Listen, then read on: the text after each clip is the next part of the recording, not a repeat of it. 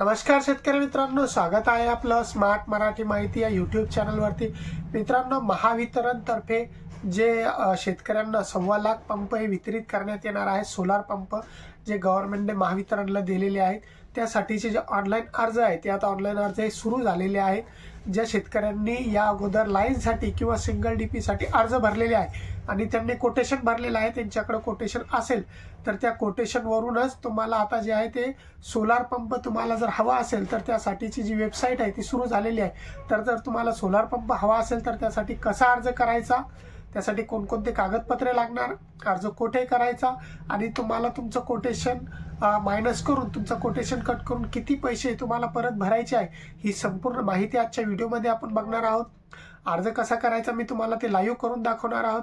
तत्पूर्वी चॅनलवरती जर नवीन असाल तर चॅनलला सबस्क्राईब करा आणि व्हिडिओ संपूर्ण बघा, जेणेकरून तुम्हाला कोणत्याही प्रकारची अडचणी अर्ज करताना येणार नाही। चला तर मग अर्ज कसा करायचा ते बघूया। सर्वप्रथम या नवीन वेबसाईट जी महाडिस्कॉमची नवीन वेबसाईट आलेली आहे, या वेबसाईट वरती यायचं। या वेबसाईटची लिंक मी खाली डिस्क्रिप्शन मध्ये बॉक्स मध्ये दिलेली आहे, तिथून आपण डायरेक्ट या लिंक वरती क्लिक करून या पेज वरती येऊ शकता। या पेज वरती आल्यानंतर तुम्ही पैसे भरून प्रलंबित ग्राहक आहात का आणि यस किंवा नो इथे दोन ऑप्शन दाखवलेले आहेत, त्यापैकी यस वरती क्लिक करायचा आणि यस वरती क्लिक केल्यानंतर आपल्या पावतीवरती जो 12 अंकी ग्राहक क्रमांक आहे आपला, आपण जे कोटेशन भरलेला आहे लाईनसाठी त्यावरती जो 12 अंकी नंबर आहे त्यावरती क्लिक, तो नंबर इथे टाकायचा। नंबर इथे टाकल्यानंतर लगेच पुढे शोधा असं ऑप्शन येईल, त्यावरती क्लिक करायचं। शोधा यावरती क्लिक केल्यानंतर शोधावरती क्लिक केल्यानंतर आपण जे आपल्या समोर एक भूजल सर्वेक्षण विभागाने नेमलेल्या गावाच्या यादीमध्ये आपले गाव नाही आहे, जे कुसुम सोलार योजनेअंतर्गत देखील आपल्याला अडचण येत होती, तसंच सेम इथे आपल्याला दाखवण्यात येईल। यावरती आपल्याला ही माहिती वाचून घ्यायची आणि याला ओके करायचं। याला ओके केल्यानंतर आपल्याला जे आहे ते आता आपल्या डिझेल पंपाची माहिती इथे द्यावी लागणार, त्याशिवाय आपला अर्ज पुढे जाणार नाही। आपण कोणता पंप वापरतो, डिझेल पंप वापरतो, तिथे डिझेल पंप घ्यायचा। त्यानंतर एसी, त्याच्या पुढे एसी जो ऑप्शन आहे ते एसी ऑप्शन घ्यायचा आहे। त्यानंतर जमिनीवरील पंप घ्यायचा आहे।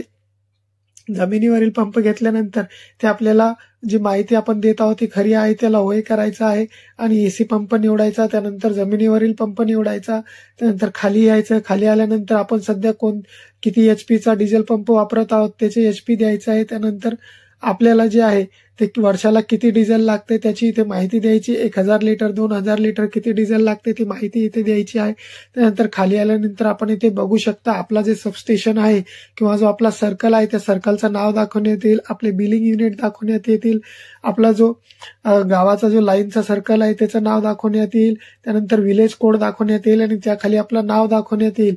आपल्या नावासमोर आपण जे शिवारासाठी अर्ज केलेला आहे ते शिवार दाखवण्यात येईल। आपण कितीच्या पंपासाठी अर्ज केलेला आहे ते 3 HP 5 HP ते समोर दाखवण्यात येईल। त्यानंतर आपण किती रक्कम भरलेली आहे ती रक्कम दाखवण्यात येईल, आपली पावती क्रमांक दाखवण्यात येईल आणि आपण किती तारखेला ही रक्कम भरलेली आहे किंवा हे कोटेशन भरलेलं आहे ते दाखवण्यात येईल आणि आपला मोबाईल नंबर दाखवण्यात येईल। खाली OTP पाठवा असा एक ऑप्शन आहे, त्यावरती क्लिक करायचा आणि आपला जो OTP आहे, जो नंबर आपण इथे दिलेला आहे कोटेशन भरताना, त्या नंबरवरती एक OTP येईल, तो OTP इथे टाकायचा आणि OTP इथे आपला OTP पाठवा, OTP दर्ज करा यावरती क्लिक करायचं। OTP वरती जे लाल रंगाचा आहे OTP टाकून त्यावरती क्लिक करायचं आहे।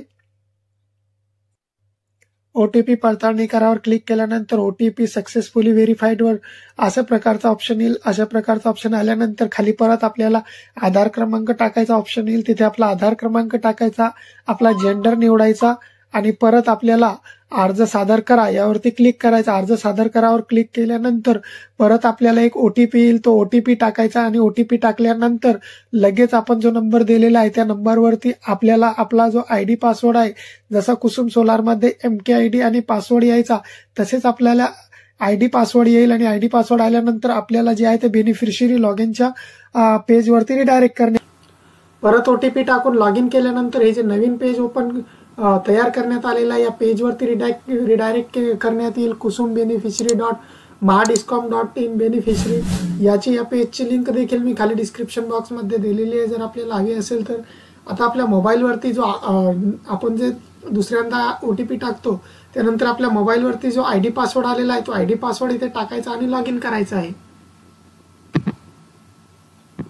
ID पासवर्ड टाकून लॉग इन केल्यानंतर आता हे महावितरणचं एक नवीन पेज जसं आपलं कुसुमचं ओपन होत होतं तसंच महावितरणचं डॅशबोर्ड ओपन होईल, नवीन पेज ओपन होईल. त्यावरती आपला जे वरती जे आहे ते आपला अर्ज क्रमांक दाखवण्यात येईल. त्यानंतर आपला जो ग्राहक नंबर आहे, जो आपण कोटेशन पावती भरलेली आहे त्यावरतीचा ग्राहक नंबर, आपलं नाव, आपण नोंदवलेला मोबाईल नंबर, त्यानंतर आपला जो फॉर्म जो आहे तो अपूर्ण दाखवत आहे त्याला आपल्याला पूर्ण करण्यासाठी हे पिवळ्या कलरमध्ये जे दिलेलं आहे आपला फॉर्म भरा आणि पुढे जा यावरती क्लिक करायचं. यावरती क्लिक केल्यानंतर आता आपला जो संपूर्ण फॉर्म आहे तो ओपन होणार आहे. आता आपला संपूर्ण फॉर्म हा ओपन झालेला आहे. यामध्ये आपण अगोदर दिलेली माहिती दाखवण्यात येईल. जे अर्ज करताना जे आपण कोटेशन भरताना जी माहिती दिलेली आहे ती माहिती इथे येईल. आपला आधार नंबर येईल, आपला जिल्हा येईल, आपला तालुका येईल, आपला जे शिवार आहे ते शिवार दाखवण्यात येईल. इथे आता आपल्याला आपला जो गट नंबर आहे तो गट नंबर इथे टाकायचा आहे.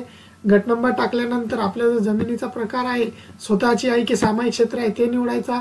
त्यानंतर ऑटोमॅटिकली आपला जो भाग क्रमांक, उपविभाग क्रमांक तो येईल. त्यानंतर आपले जे सातबाऱ्यावरती जे नाव आहे ते नाव येईल. इथे आपलं क्षेत्र येईल आणि क्षेत्र आल्यानंतर पुढे इथे आपलं नाव भरायचं, वडिलाचं नाव टाकायचं आणि खाली यायचं. खाली आल्यानंतर अर्जदाराचे आडनाव, लिंक आणि आपला मोबाईल नंबर ही माहिती ऑटोमॅटिकली भरल्या जाईल. भरल्यानंतर लगेच खाली यायचं. खाली आल्यानंतर अर्जदाराचा निवासी पत्ता, इथे आपला पत्ता टाकायचा. त्यानंतर संपूर्ण आपला जो आपण जे राहतो तो पत्ता इथे टाकायचा. इथे आपला मोबाईल नंबर ऑलरेडी आलेला. जलस्रोत आणि सिंचन माहिती, आता आपल्या जे सातबाऱ्यावरती आपल्याला जो सोलार पंप आहे ते कशावरती बसवायचं आहे त्याबाबतची इथे माहिती द्यायची आहे. आपल्याला विहिरीवर बसवायचं आहे की बोरवेलवर बसवायचं आहे, कशावर बसवायचं आहे, इथे सर्व ऑप्शन आहे. वेल, बोरवेल, शेततळे, नदी, कालवा आणि त्यानंतर त्याची आपल्याला पुढे खोली द्यायची आहे. आपल्याला जर का विहिरीवर बसवायचं असेल तर आपण 50 ते 60 फूट खोली देऊ शकतो.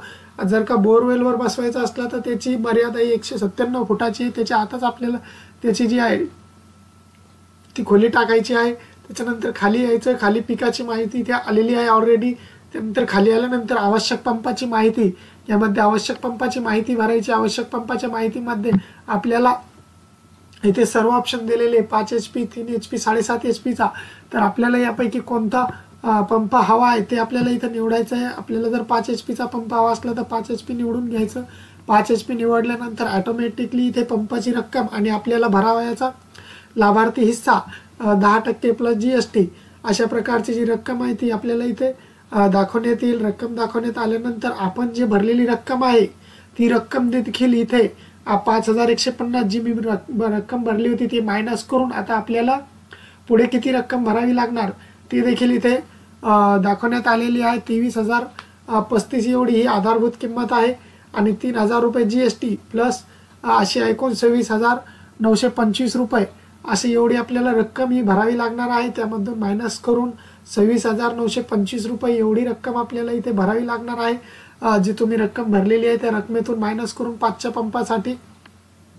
तर इथे परत खाली यायचं. परत खाली आल्यानंतर इथे आपल्याला जी बँकेची डिटेल आहे, आपल्या बँक पासबुकची डिटेल इथे भरायची आहे.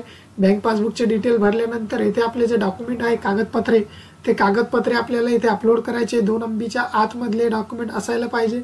सर्वात पहिले इथे आपल्याला चूज फाईलवरती जायचं, 7/12 अपलोड करायचा. आपण इथे जिथे 7/12 आपला सेव्ह केलेला असेल तिथून 7/12 इथे अपलोड करायचा. त्यानंतर आपला आधार कार्ड अपलोड करायचा. बँक पासबुकची पहिल्या पानाची जे आहेत ते इथे अपलोड करायचं. त्यानंतर आपला पासपोर्ट फोटो आणि जर का आपलं जे सामायिक क्षेत्र असेल किंवा विहिरीमध्ये कोणाचा हिस्सा असेल तर त्याबाबतचं ना हरकत 100 रुपयाच्या स्टॅम्पवरती ना हरकत प्रमाणपत्र इथे आपल्याला अपलोड करणे हे बंधनकारक असणार आहे. जर का आपलं सामायिक क्षेत्र असेल किंवा विहिरीमध्ये हिस्सा असेल तर ही सर्व माहिती भरल्यानंतर आपल्याला आपलं हमीपत्र, घोषणापत्र यावरती क्लिक करायचं आणि आपला अर्ज जो आहे तो सबमिट करायचा आहे. अर्ज सबमिट केल्यानंतर आपलं ॲप्लिकेशन सबमिट होईल. आपलं ॲप्लिकेशन सबमिट झाल्यानंतर ॲप्लिकेशनची प्रिंटआउट येईल. ॲप्लिकेशनची प्रिंटआउट आल्यानंतर आपल्याला लगेच 15 ते 20 दिवसामध्ये जी आपली उर्वरित रक्कम आहे ती उर्वरित रक्कम भरण्यासाठी ऑप्शन येईल. उर्वरित रक्कम भरण्याचा ऑप्शन आल्यानंतर आपण त्यावरती देखील पेमेंट कसं करायचं त्यावरती नक्कीच व्हिडिओ बनवू. अशा प्रकारे मित्रांनो, जे महावितरणचे जे शेतकरी ज्यांनी कोटेशन भरला होता त्यांचा हा अर्ज होता. त्याची आता जी लिंक आहे ती वेबसाईट जी आहे ती सुरू आहे. नवीन वेबसाईट आहे त्याच्यासाठी. त्या सर्व वेबसाईटच्या लिंक मी खाली डिस्क्रिप्शन बॉक्समध्ये दिलेले आहे. आपल्या टेलिग्राम ग्रुपची, व्हॉट्सअप ग्रुपची देखील लिंक मी खाली दिलेली आहे. अर्ज भरताना जर आपल्याला काही अडचण येत असेल तर मला नक्कीच मेसेज करा, कमेंटमध्ये कळवा. मित्रांनो, चॅनलवरती नवीन असाल तर चॅनलला सबस्क्राईब नक्कीच करा, व्हिडिओला लाईक करा आणि शेअर करा. जय हिंद, जय महाराष्ट्र.